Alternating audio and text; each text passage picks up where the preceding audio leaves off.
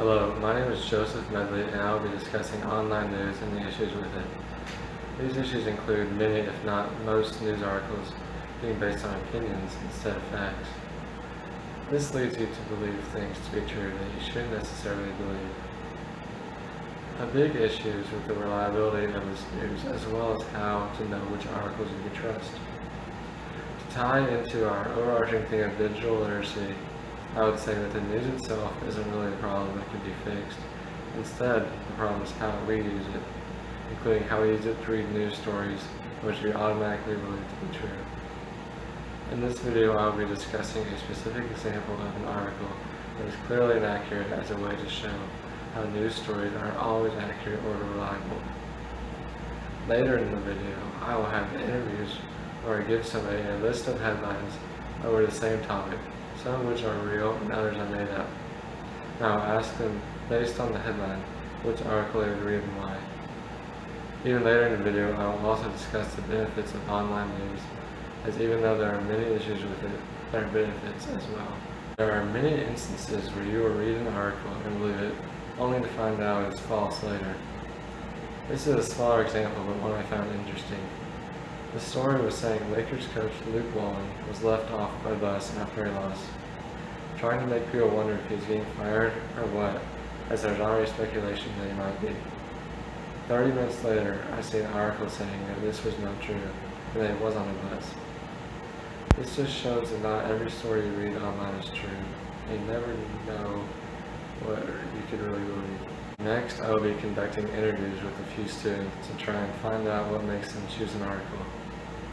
I will give them a list of headlines over a certain topic, some of which are from various websites and others that I made up.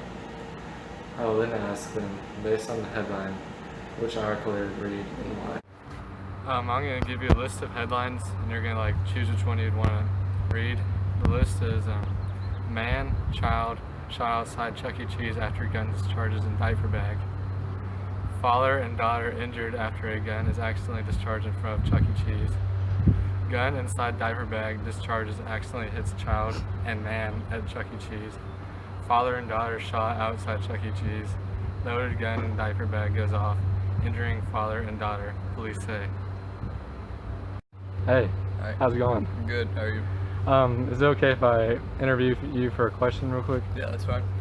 Based on these headlines I gave you, which article would you be most likely to read and why? I'd probably choose the father and daughter shot outside Chuck E. Cheese one because there's not much information in there. I don't know who shot them, how they got shot, why in front of a Chuck E. Cheese's. It's questions that make you think about, if there was a murder in front of a Chuck E. Cheese's, he was a kidnapper, what his intentions were. I really don't know, so I'd probably read that one. Hey, how are you doing? Pretty good, thanks. I wanted to ask you a question real quick. Based on these headlines, which article would you be most likely to read and why? I'd probably choose the one that says father and daughter injured after a gun is accidentally discharged in front of a Chuck E. Cheese, just because there's some mystery to it. I don't really know how the gun was discharged, and it's just kind of interesting, like a father and daughter, that doesn't really seem like a group of people that would be involved in an incident like that, and especially the Chuck E. Cheese part. That seems like almost in relation to one of those Florida headlines you always see, where it's Florida man or Florida woman. Those just don't make much sense. So it's kind of interesting to me. Based on the list of headlines I read off to you, which article would you choose to read and why? I would read the article is titled Loaded Gun in Diaper Bag Goes Off, Injuring Father and Daughter, Police Say, because it's short, simple, and it has the police in it, so gotta be pretty good. All three people I interviewed each had a different headline draw their eye. They all seemed to have pretty good reasons why as well. I found it interesting that two of the people I interviewed actually chose the two headlines that I made up. Although I wasn't able to get a clear favorite headline, I think these interviews gave me a good idea of how people choose their articles.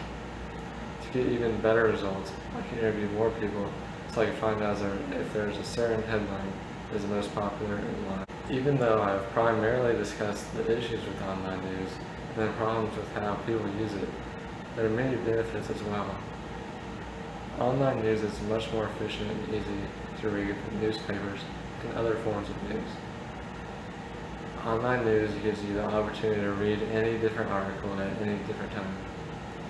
Even though that it is true that online news allows the opportunity for more fake stories to get out, it also gives you a wider variety of opinions that can help you get credibility and help you choose the article that's right for you. Online news is also free, so you don't have to pay for newspapers. It's also better for the environment, as it's all digital as opposed to being printed on paper. So even though there are many drawbacks to online news, there are benefits as well. In my video, I did interviews to try to learn how headlines affect what news stories people read online. I also discussed a real-life example that I experienced. I also discussed some benefits as a way not to look biased. I discussed the issues with reliability and not knowing what to believe in online news, and I was able to tie that back into our overall theme, digital literacy.